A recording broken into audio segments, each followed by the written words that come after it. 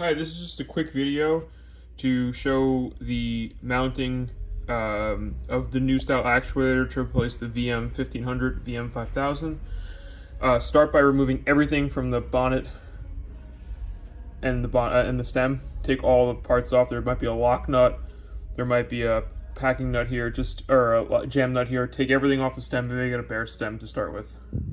With the actuator, you will have two bearing lock nuts, a stem adapter, and a jam nut.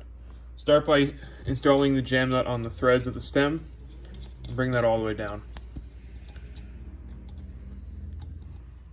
Take the stem adapter, install it on the top, install it on the threads of the stem.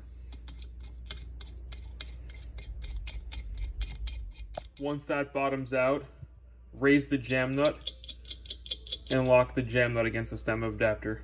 Use a wrench to snug it up. Don't over tighten, just snug it up. Next, take one of the beveled bearing lock rings, start with tapered side down, so you have a nice flat surface for the actuator, and bring this down to the bottom of the bonnet. With the bottom bonnet lock ring on and the stem adapter on, place the actuator over the bonnet of the valve and ensure that it seats properly on the bearing lock ring.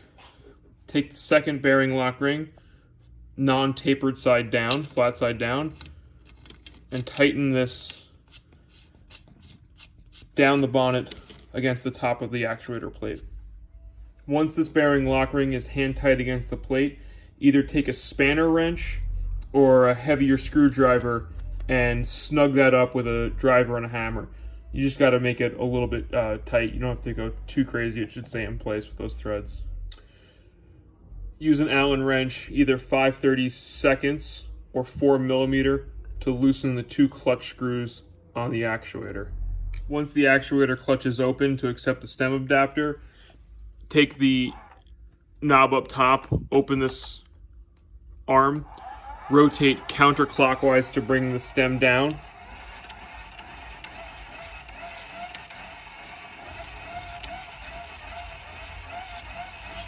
The stem clutch should slide right over the stem adapter.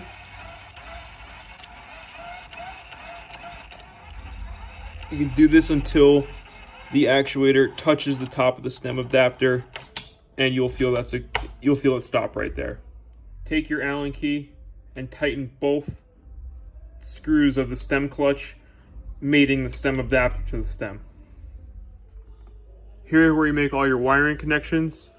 First two terminals are power, 24 volts AC or DC, connections for floating signal, connections for modulating signal, dip switches to change functionality. They're all factory off. You can refer to the printed manual for different settings. You also can contact us if you have any questions about how to convert your old wiring over, but it should be pretty straightforward. You have your input, common, feedback. That will take 0 to 10, 2 to 10, 0 to 20, 4 to 20 based on the dip switch settings. The manual will be included in the box. Lastly, once everything is powered up and wired, push and hold the reset button for 5 seconds.